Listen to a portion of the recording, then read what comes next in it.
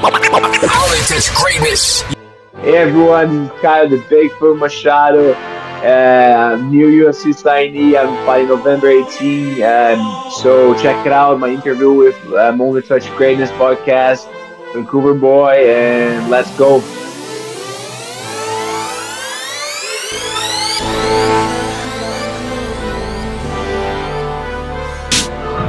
I can fight anyway. I study my opponent and I see his weakness and I'm gonna work around it. I can be aggressive, I can be patient and pick my shots. I'm here for win no matter how. I'm just gonna deliver a good show and deliver a good win. I'm a 7-1-1 MMA fighter. I have black belts in Muay Thai and BJJ and kickboxing, 2-time national champion in Brazil for Muay Thai. I've been fighting my entire life and I'm ready for this.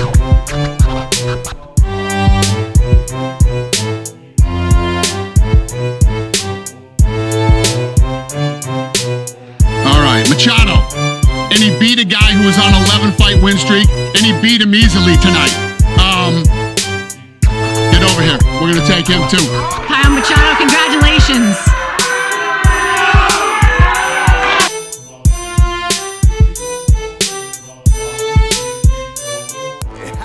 Living like I got nothing to lose. Living like I got nothing to lose. Living like I got nothing to lose. Living like I got nothing to lose. You're tuning into I Only Touch Greatness podcast, Vancouver's best show with Ryan Hayes. Often imitated but never duplicated, I Only Touch Greatness podcast with Ryan Hayes. I didn't want to rush you. So, yeah, I'm Ryan. I'm over here in Coquitlam. It's good to meet you. Oh, so you're close and also equivalent right now. Yeah, and in a second, we'll realize that you work out right across the street.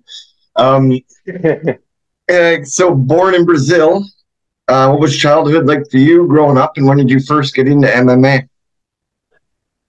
I can complain about growing up. My family had very good support, family support, big family. Like my both parents were super nice, since the beginning, since I was a kid, I would always be involved in sports, so that always be a great thing for me. Played from like soccer to rugby, basketball, everything a little bit involved. Our first, as very young, about 7, 8, I started martial arts for the first time with judo and karate. But I really don't count as my MMA experience because I was way too young for that. But I was when about 11, 12 years old, I started BJJ. That's when I started watching MMA as well. So that was my first interaction with the sport, first time that I was thinking MMA, looking at MMA as a sport, but never thought about competing. I think it was when just after high school when I started training again after a season playing basketball, playing rugby during high school. I decided to kind of take back BJJ, start Muay Thai, and the idea from there was already started going to MMA. So I think that was when I had a little bit more idea what I wanted to go and do in the future. All right. When did you move to Vancouver? I moved to Vancouver about I want to say about 9 years ago, 2015, around October, September. Okay. Mm-hmm. Who were some of your early influences in your MMA career, and who did you want to be like growing up? I think my early influences on MMA, it's the Brazilian guys. I think growing up, we had the golden age for the Brazilian champions with Aldo, Anderson Silva, Shogun, the guys coming from Pride. So I think those guys are definitely like inspirations for me. And like but I just want to be my fighter. I want to be myself, be my own fighter, finding my style, finding how I'm gonna from how I want to fight, from how I want to deal with the media, the press, and everyone. that's my own journey. I look into people to look up to people for sure, but I want to find my own thing. I actually had the legend Royce Gracie on here on a podcast. Oh, awesome! Yeah, Yeah, I have the opportunity to meet him, but he's definitely an OG and a legend. that's for sure. Uh, so basically, you got your next big fight coming up November 18th, UFC Fight Night. Tell us about that, how training is going, and how you're preparing for your opponent. I think I got it as Mick Parkins. Yeah, so I'm telling Mick now, UFC debut. I'm very excited for it. It's a long way coming. With all the ways finding the local scene, the contender shot being missing last year and getting again. So we're finally here. We're finally at the doorstep of the UFC, and I can't wait to fight. I'm excited. I'm training hard. I'm training good. The card is good. I've been a little bit leaner than I fought on my last couple of fights, trying to be able to move a little bit more. My card always being on point, but I think right now it, I'm every time I improve, every time I'm still constantly evolving. So I like to say every time you guys see me in the cage, it's a transformation, is a new fighter, is an evolution of I brought last time. So a lot of learning experience from last fight, and I just can't wait to go there and kick some ass. All right. Is there anything you're still learning about this guy, Mick? There's not much out there. I think most of his fights on the regional scene are not available to online, so it's hard to have a full read on him. But I got to last year that was contender in UFC, so we got a couple good solid footage on him. We got to decipher how he likes to fight and how he probably will come to the fight. So it's a good style for me. I think overall, I need someone that's gonna attack me, gonna be a little bit aggressive to a point that I uh, to, to bring my best game. So I got a little bit frustrated on my last fight because there was no back and forth. It was just me trying. The guy was just blank there and defending. And I think Parkins will be definitely more aggressive. Will come with his techniques a little bit more polished, so he has a more diverse combinations. He'll try to be smart about it, but I think I have more power. I have more. I'm just stronger than him and can bring the fights to different locations. I think going to the ground this game might be a good place to be. That's for sure. Well, I had one question coming up, but I'll ask it now. Do you have a favorite striker submission? I know you won your last two fights before the Contender Series by armbar. No favorite. I can play with a little bit of everything. The armbar is just the position that works better for me sorry, from how I set up my ground and pound and my ground game. But whatever I have in front of me on my hands, I just gonna walk with it. So how is Ibby across the street at the New Edge Alliance? I believe that's the full name. New Edge is across the street. How is he helping with your training? I see you in the video as always. Yeah, so since last camp, we started working with Coach Ibe from New Edge Alliance. It's been good work for me. Like some a little bit more specifics in terms of weight training and conditioning. So everything's based and prepared to help and support how I'm supposed to move in the fight. So it's not just about lifting heavy weights and try to bulk up. It's not about fighting. It's not about looking good. It's about hitting hard. So I think we got a good coach in EB, and he's definitely some great asset that we had on the team from the last couple of months, and it's helping a lot. I know it. He's got a bunch of good fighters and wrestlers over there with a couple people that I've interviewed, Loopy being one of them. She's awesome. and then also Josh Koscheck or Kowalski. Sorry.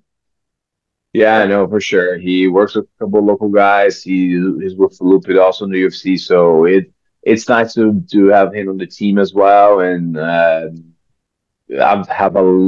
have a different kind of perspective on the kind of training. I'm very happy with the MMA training that I have with Franco, and everything. Like I think we have a good teammates all the time over there, and EB was a great addition to this team. Something that we were lacking on our structure from the last couple years. Like it's good to have that one-on-one look from the sort of like conditioning and strength conditioning perspective. So it was a good addition. I can't complain at all. So now let's talk about the Contender series that you wrapped up recently. I mean, many months ago now, but the unanimous win. What was your experience like on such a big show? Think it was a good first time experience. To be starts, like there's so much more pressure on, in my opinion, there's so much more pressure on fighting the Contender series than now with the UFC. Like I'll be fighting on the same cage, in the same venue, same probably the same time of the day, but it's just a different. It's a lot of pressure there because like everyone on the Contender series is on the doorstep of the UFC. Everyone is about to make it, and a win and a loss over there will change everything. And even if you win, you're not guaranteed. So you need to go and show, and the fight has to be good. And it's not about me. Like I got a lot of complaints about my last fight because it wasn't as a setup of fighting, but it's not my fault. Like if I just keep hitting the guy and he's not moving, he's not doing anything back, there's nothing really I can do. And I understand that that's not making a fight excited, but some people can lose their contract over that or stuff like this. So with the UFC, I know I'm already in the UFC, already made it. So it's just a start. It's the beginning of a new journey without the pressure of have to start all over again. Like it's a new start, but from one new starting point, not from the beginning of the old one. You know, if you know what I mean. Yeah, yeah. And how did it feel when you finally got the call and the contract for the UFC? Like, It felt great. It was a long journey for me. I've been working with with MMA. I've been working professionally for I want to say the past 7 years and full time for the past four. The pandemic was definitely something that changed a lot. Like uh, how it would be like affect a lot how my career would go. Like we had pretty much a year and a half that we couldn't compete. I was on a good momentum with when just before the pandemic I had won the BFL belt. So it was kind of like abrupt stop. We had to stop the momentum. It was hard even when the MMA came back. It was hard to travel, so I couldn't get shots fights outside of Canada. I could barely go outside of Canada back in the day.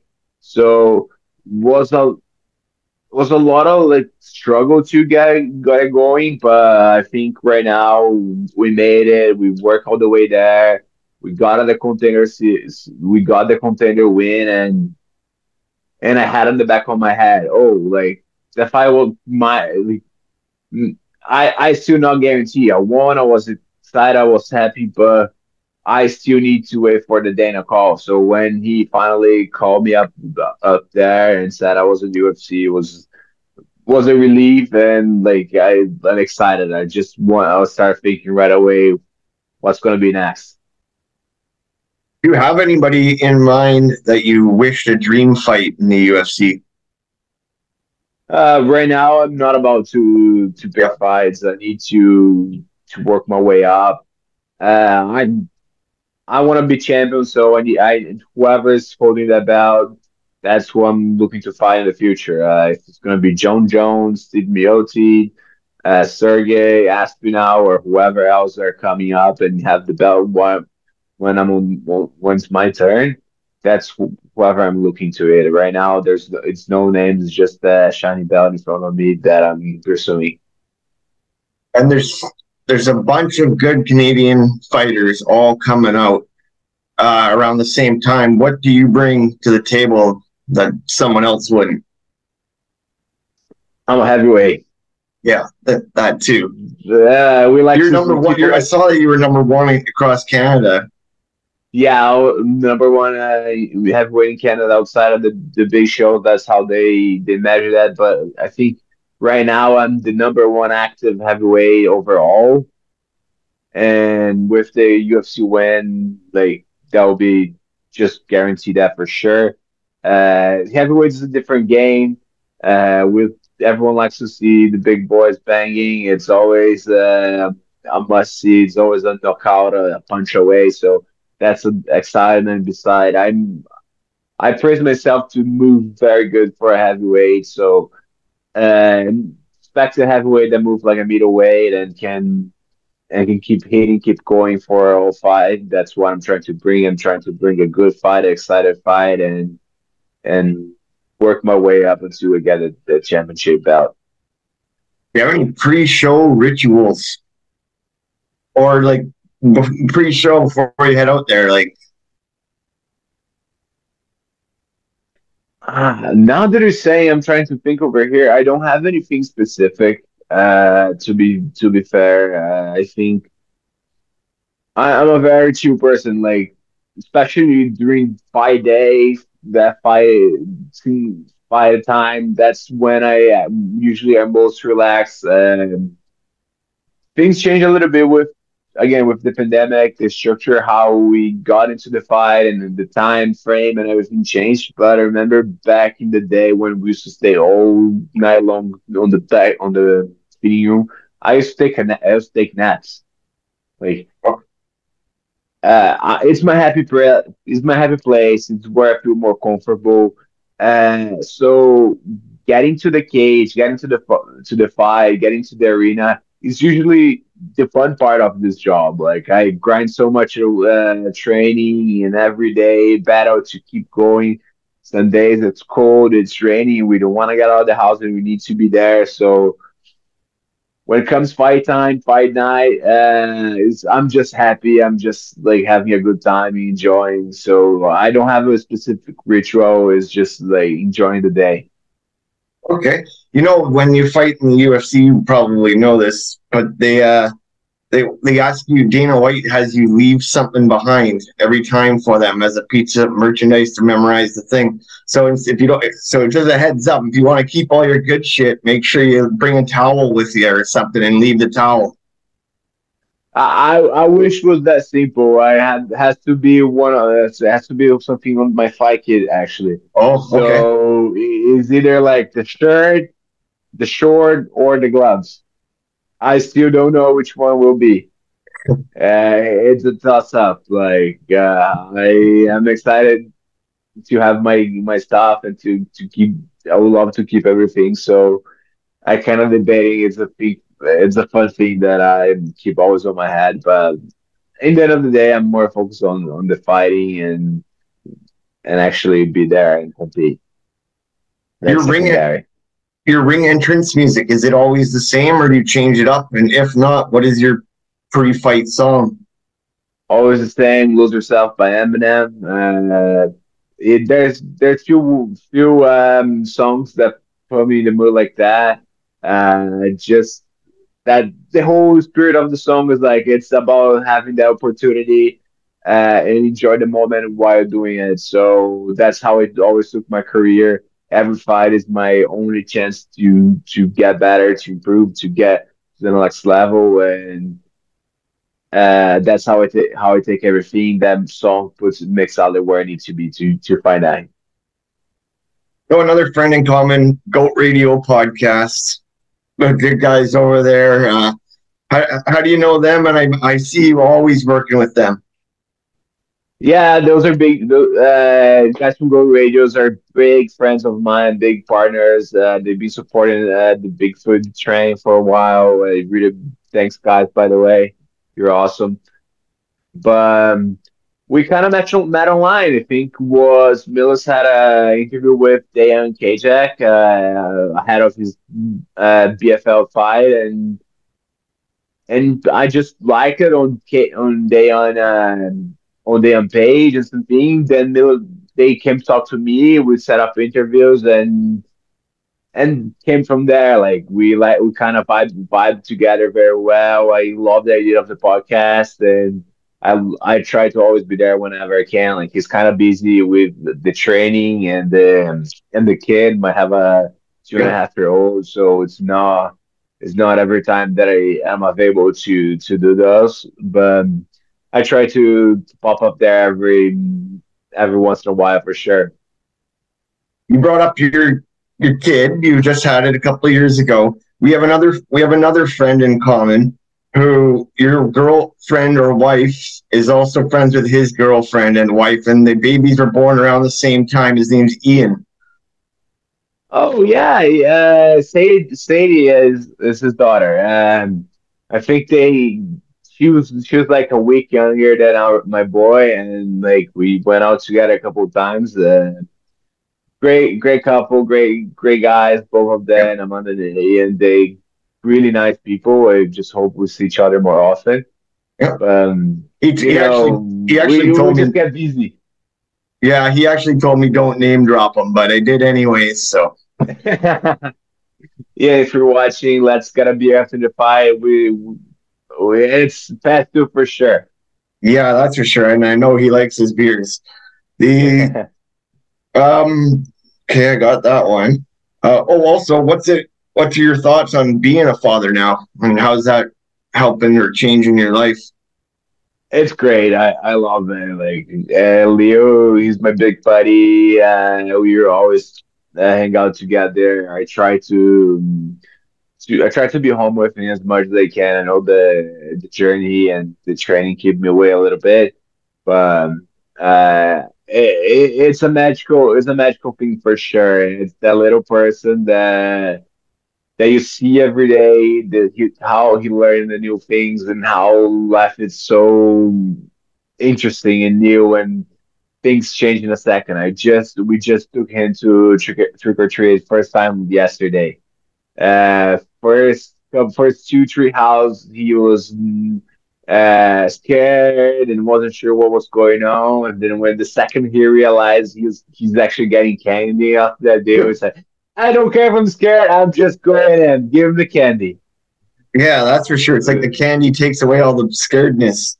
Yeah, but it was very interesting to see him learning how the dynamics and see everything and getting scary and suspicious, but is still trying to go forward. He had a great time, so was we. So those days are precious. That's for sure. I had a question. I know you train at Franco Kickboxing. That back in the day, was that Franco Gibson that was in Port Moody? That's the same Franco? Yes. Yeah, so that's the same Franco, Chris Franco and Les Gibson. They opened up Franco Gibson back in the day. They haven't fallen apart a couple years back, and they both went the separate ways. Franco set Okay. up shop in East Bend, and Les to Fort Moody. Just a couple years back, I think 2 years ago, we were looking for more training partners to get a new setup. They kind of like reconciliated and we are back on track right now, so and kind of we have the same now. We're building mixing up the fighting teams, so we're training together. We are coaching a couple of the guys. The Lance will be my corner as well, so I'm very happy that they came up together for this because there's so much MMA knowledge on my corner for sure. That's for sure. Yeah, I had Lance on the podcast also. And I mean, his son's doing awesome and Julia's doing awesome.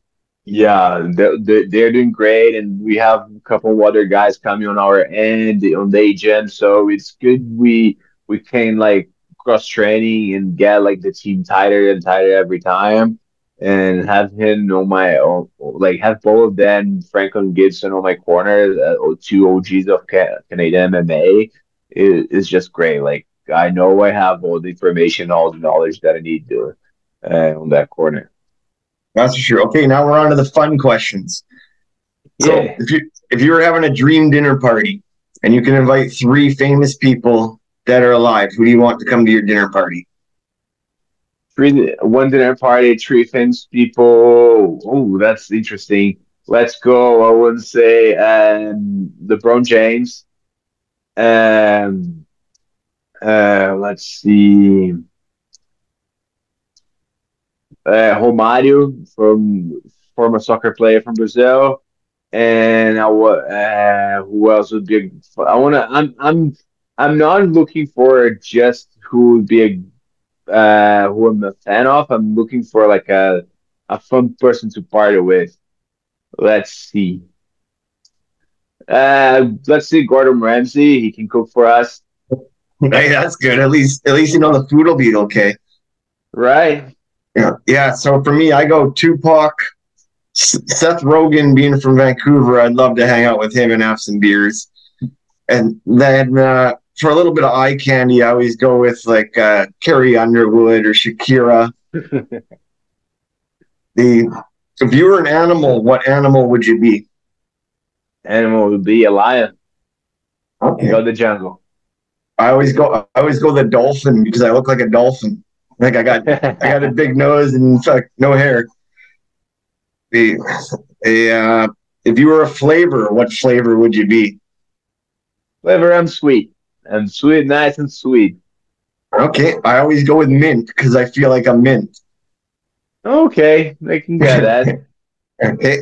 How do you calm the butterflies before a fight? No butterflies. That's where I get happy. That's where I get the time I get excited. Like I get nervous up to Tuesday, Thursday. Once I start getting too involved with the fight and start seeing my opponent, it comes down. I know it's go time. It's what I train for. It's what I live for. Like it's good. It's good. Everything around the fight is amazing, but like be there and it's just me and another guy and that competition. That's what I live for. Okay, so earlier I asked you pre-fight rituals. What about post-fight rituals? I drink and I eat all as much as I can for as long as I can. Simple like that. Okay, what's your go-to drink? Whiskey and beers. Okay, all right. Tupac or Biggie? Tupac. Okay, nice answer. What are some of your hobbies outside of MMA? My hobbies outside of MMA. I'm a big anime guy. So right now, if you can see up here, I have a couple of like Dragon Ball figures and stuff. But like, I'm really into One Piece right now. So every single, all my free time that I'm not with the wife and the kid, I'm watching it. There's like thousands of episodes, so I know I can be there forever. I was gonna say, after seeing your collection behind you, do you collect anything? Yeah, I have a couple statues and figures, anime, Marvel, superheroes overall. That's a little bit of collection I have. I have a hat collection. Also have a hat collection. I have over 50 hats. Okay. And it's an old collection that I had as a kid. I still keep up, but I have a big soccer jersey collection back home. Okay. And you still have the belts and stuff, right? I have one. It's kind of Oh yeah, I right see. here. I don't know if you can see. That's where the one I keep with me. I got 5 overall, and I kind of just give to the people that means a lot to me. They have one that I keep at the gym as well. Then I gave one to Chris, one to my Hugo, my former coach back in Brazil, and I also gave one to my parents. So to the people to help me to get all the way here was important for me. We always tell the story like when I interview old hockey players, they always wish that they had collected something along the way. So I'm just giving you a heads up. I know you're not old, but if you can, you would get a nice collection if you start collecting as you go. Shoot, if what would it be, or just a heads up? What do you mean? Like you're asking if I would start a collection with stuff, what would it be, Yeah, no, I or mean just give me just going forward for yourself 20 years down the road, it'll be a nice collection if you start putting one thing away each fight to go on. Oh no, for sure. I really want to keep like gloves and like the posters. That's something I definitely wanted to keep those memories last forever. But the career is kind of short, so for sure. Yeah. I wonder if you actually beat on the card, do you get to keep a poster that's signed by everybody? We got one signed poster, yes. Okay, sweet. Then you will have a nice collection eventually. Yeah. If you had a superpower, what would it be? If I have a superpower, what would it be? Like what I wanted to be, I think it would be like to fly. Okay. Strength. Yeah, God, don't like transit, so getting place faster. Okay, yeah. I honestly would like to fly. I think that would be nice. Um, Other than say your kid and maybe that call to the UFC, what is your personal highlight of your career so far? Like maybe a favorite knockout or submission? There's for all my career, there's only one option and one option only. It's the day I proposed to my wife on the BFL cage after a win. We still not married yet. That's partially my fault, but that day was the best day ever. Perfect. Good answer. Do you have a favorite MMA movie? Favorite MMA movie? Interesting. So, no, I know it's not the great movie, but Never Back Down. Yep. It's a thing. Like we grew up watching. Took a lot. I think a lot of the idea of fighting and all come from that. I was teenager when that film came up, and my friends we went nuts for it. And there's a show that was on Netflix actually a couple years ago. It's called Kingdom. Okay, yeah. Is with I think Nick Jonas Okay. and Frank Grillo. I think it's his name I forgot right now. But like fair, like good show, good storyline. One of the best MMA scenes for fighting scenes choreography that I ever seen on a TV show.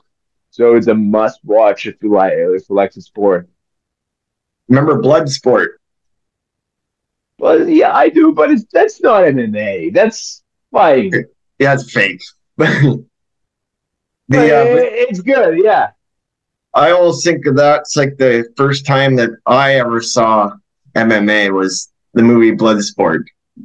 So, do you have any hidden talent? Yeah. Sorry. No, you go ahead. No, I just don't see like that kind of the blood sport. I don't see as MMA. Just I understand like has a lot to do with the beginning of it and the Yeah, idea behind.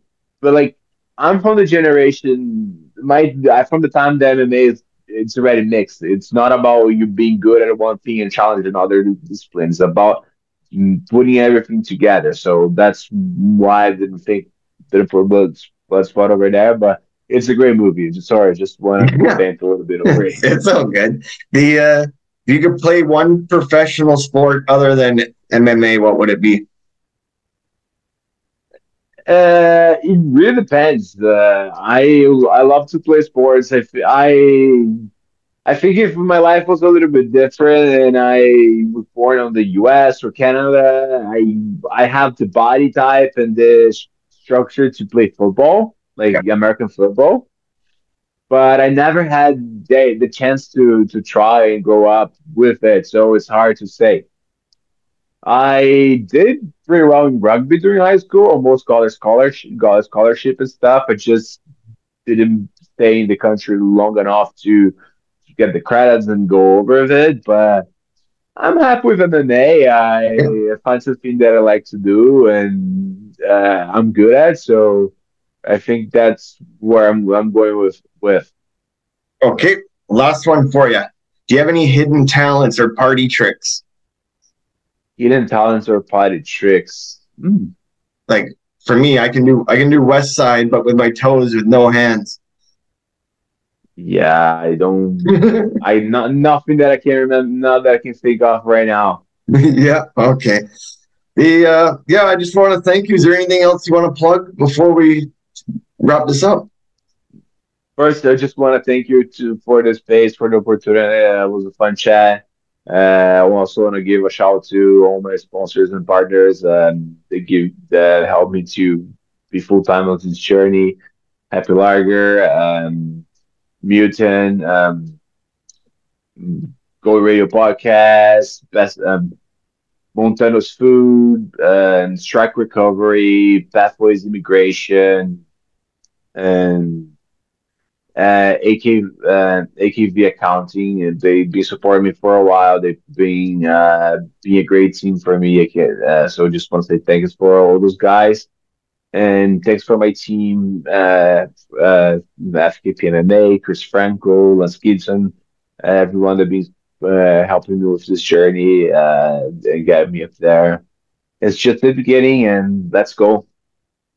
Perfect. Hopefully, we can get together and have some beers after this big win in a couple weeks. Oh, sounds like a day. Plus, you're right across the street too, right? I got the John B. pub right there across the street, so